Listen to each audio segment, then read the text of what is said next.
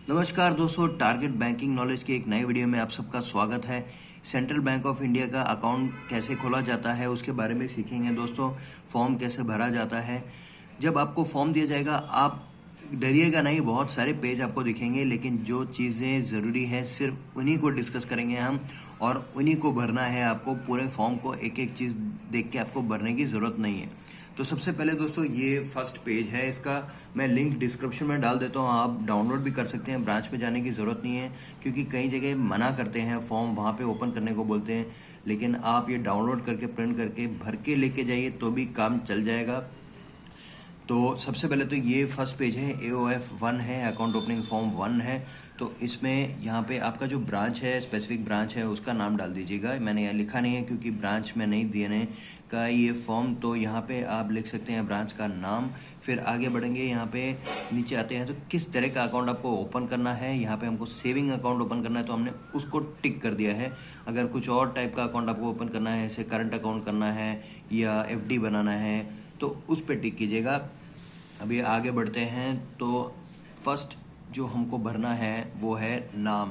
तो first and last name डाल दिया है फर्स्ट होल्डर का। अगर जॉइंट में आप खुलवाना चाहते हैं तो आगे ये सेकंड और थर्ड होल्डर भी हैं, वहाँ पे भी आप भर सकते हैं। फिर उसके बाद नीचे चलते हैं तो यहाँ पे माइनर डिटेल्स मांगे गए हैं। अगर माइनर का अकाउंट खुल रहे हैं यानी कि 18 साल के कम बच्चे का, तो आपको यहाँ भरना है, वरना ये लिखने की ज़रूरत नहीं है। अभी आगे बढ़ते हैं दोस्तों, इस पेज में इतना ही है। यहाँ पे सब माइनर अकाउंट अगर है तो ही भरने का है। फिर सेकंड पेज पे चलते हैं, यहाँ पे कुछ अकाउंट किस तरह का अकाउंट होगा उसके बारे में आपको पूछा गया है। तो ये सिंगल आदमी खोल रहा है अकाउंट, तो सिर्फ सेल्फ में हम टिक करेंगे। फिर उसके बाद इंटरेस्ट पेमेंट इंस्ट्रक्शन, वो भी यहाँ पे ट्रांसफर टू SB अकाउंट होगा।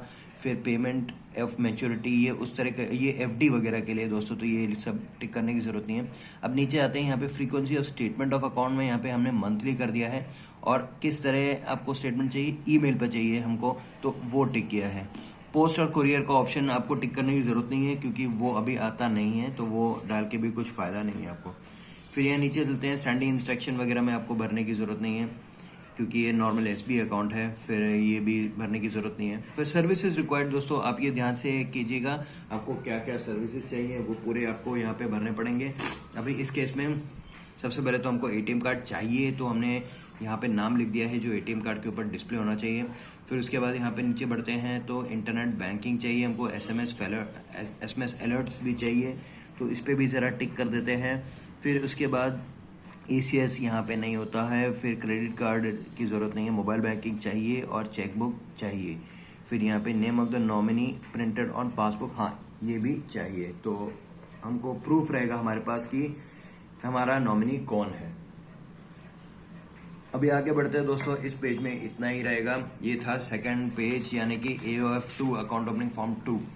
अब थर्ड पेज पे आपका जो सिग्नेचर स्पेसिमेन है वो पूछा गया है। तो आप कभी भी किसी को चेक देते हैं तो ये चीज़ देखी जाएगी क्योंकि ये स्कैन होके अपलोड होता है सिस्टम में, तो ये ध्यान से कीजिएगा, ये आपको साइन बराबर करना है। फिर बाजू में एक फ़ोटो भी लगेगा, तो आपका लेटेस्ट फ़ोटो जो है वो यहाँ पे अपलोड कीजिएगा। कोशिश कीजिएगा कि 6 महीने के अंदर का हो आपका जो लेटेस्ट फ़ोटो है, 6 मंथ्स के अंदर का हो। फिर यहाँ पे नाम लिख दिया है बाजू में, और यहाँ नीचे mode of operation operating instruction self होता है। अगर सिंगल आदमी खोल रहा है तो सेल्फ होगा।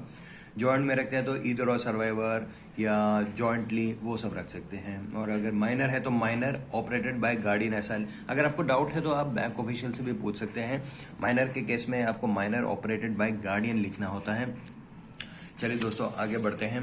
अब इस पेज में थोड़े नॉमिनेशन की फैसिलिटीज़ पूछी गई हैं। तो नॉमिनी दोस्तों आप हमेशा रखना, कभी ब्लैंक में छोड़ना, किसी न किसी को रख देना, क्योंकि अगर हमको कुछ हो जाए तो पैसा किसको दिया जाएगा, और बहुत सारे पेपर वर्क करने पड़ते हैं। जिसको नहीं देना हम चाहते होंगे उनको भी फिर मिल जाता है। तो स्पेसिफिकली आदमी का नाम मेंशन करना है इस फॉर्म पे। यहाँ पे कौन है, किसका नाम हम अपॉइंट कर रहे हैं वो सब डालना है। यहाँ पे जैसे फादर को रखा है नॉमिनी में, तो उनका नाम, एड्रेस वो सब डाल दिया है, ठीक है ना। और आपका नीचे साइन करना है डिक्लेरेशन के लिए। फिर ये आपके पर्सनल डिटेल्स मांगे गए हैं कि कहाँ रहने का है, वो सब चीज़ें। तो ये भी आपको ध्यान से भरनी है। इसमें CIF 1 लिखा है, बस आपके मतलब आपके कस्टमर के जो डिटेल है, जो कस्टमर के स्पेसिफिक डिटेल्स है वो यहाँ पे पूछे गए हैं। तो सबसे पहले तो ये इंडिविजुअल है, कोई सेंट्रल बैंक ऑफ इंडिया का स्टाफ नहीं है, पेंशनर नहीं है, सीनियर नहीं है, तो वो सब आप छोड़ सकते हैं। यहाँ पे इंडिविजुअल आप जो हैं उसके हिसाब से कीजिएगा। अगर माइनर है तो माइनर पे टिक करना है, अगर आप NRI हैं तो उस पर टिक करना है। फिर नीचे अब बढ़ेंगे तो आपको अपने पर्सनल डिटेल्स डालने हैं, नाम डाल दिया है हमने। फिर ये तो सेकंड और थर्ड होल्डर अगर हैं अकाउंट में तो ही। फिर यहाँ पे मैरिटल स्टेटस पूछा गया है, डेट ऑफ बर्थ पूछा गया है। ये सब ध्यान से आप कीजिएगा दोस्तों, जैसे आपके ID प्रूफ में है वैसा ही लिखना, कुछ अलग मत करना। आपको लगता है कि आपका एड्रेस करस्पॉन्डेंस एड्रेस ये है लेकिन परमानेंट एड्रेस कुछ और है आधार पे, तो वो मिसमैच हो जाएगा, तो ध्यान से कीजिएगा दोस्तों। फिर यहाँ पे पैन नंबर पूछा गया है, अगर पैन नंबर नहीं है तो फॉर्म 60 आपको यस करना पड़ेगा। क्या करना पड़ेगा दोस्तों? फॉर्म 60 ये एक स्पेसिफिक फॉर्म होता है उन लोगों के लिए जिनका पैन कार्ड अभी तक बना नहीं है। मोस्टली माइनर जो होते हैं, स्टूडेंट्स जो होते हैं, उनका पैन कार्ड नहीं बना होता है, तो आप फॉर्म 60 भर के ये प्रोसेस कंप्लीट कर सकते हैं, ठीक है ना। और उसके बाद आपको आपका एड्रेस लिखना है, करस्पॉन्डेंट एड्रेस यहाँ लिख दिया है, और परमानेंट एड्रेस क्योंकि सेम है इस केस पे तो यहाँ पे टिक कर दिया है क्योंकि दोनों सेम ही हैं। अब कई लोग को ये डाउट रहेगा कि परमानेंट एड्रेस कुछ और है, करस्पॉन्डेंट एड्रेस कुछ और है, यानी कि आधार कार्ड पे जो एड्रेस है वो परमानेंट एड्रेस है लेकिन हम रहते कहीं और हैं। तो कुछ ना कुछ प्रूफ होगा ना दोस्तों, जहाँ पे भी आप रहते हैं उसका कुछ प्रूफ होगा, जैसे कि गैस बिल या लाइट बिल, टेलीफोन बिल, कुछ ना कुछ प्रूफ होगा। या रेंट, आप रेंट पे रहते हैं तो रेंट एग्रीमेंट होगा, भाड़ा करार होगा, तो वो भी आप साथ में लगा सकते हैं करस्पॉन्डेंट एड्रेस में। तो उस केस में ये और ये दोनों अलग हो जाएंगे। आपको परमानेंट एड्रेस वही डालना है जो आपके ID प्रूफ या एड्रेस प्रूफ में हो, जैसे कि आधार कार्ड में एड्रेस जो लिखा है वही डालना है आपको परमानेंट एड्रेस में। चलिए दोस्तों आगे बढ़ते हैं। अब KYC कुछ डिटेल्स मांगे हैं, तो सबसे पहले देखो दोस्तों, दो चीज़ें मांगी गई हैं यहाँ पे, प्रूफ ऑफ आइडेंटिटी डिटेल्स और प्रूफ ऑफ एड्रेस डिटेल्स। तो दो प्रूफ आपको देना पड़ेगा बैंक में अकाउंट ओपनिंग पर्पज के लिए।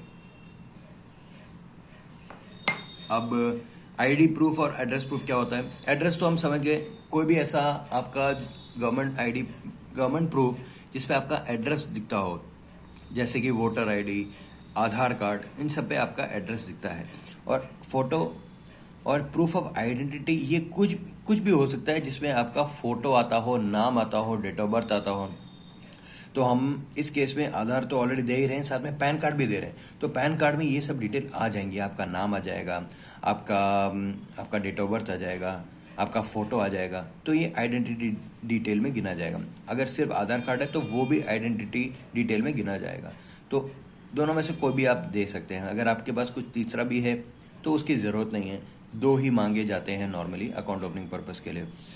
इतना डाल के हमने यहाँ पे देखिए, in case of non resident है ये नहीं भरना है, तो NA लिख दिया है क्योंकि ये सिर्फ नॉन रेसिडेंट के लिए है। अब ये दोस्तों कॉमन फॉर्म है, इसलिए आपको इतना बड़ा भी दिखेगा फॉर्म, क्योंकि हर किसी आदमी के लिए ये फॉर्म इनफ है, चाहे वो माइनर हो, चाहे NRI हो, या स्टाफ हो, पेंशनर हो, नॉर्मल सिटीजन हो, सबके लिए ये इनफ है। इसलिए एक ही सिंगल फॉर्म है, तो जो आपकी ज़रूरत में नहीं है उसको आप NA करके जाने दीजिए। अब ये दोस्तों लास्ट एक पेज है, इसमें कुछ लिखना नहीं है, आपको सिर्फ टिक करते जाना है जो जो आपके लिए रेलेवेंट है और जो आपके स्पेसिफिक हो वही।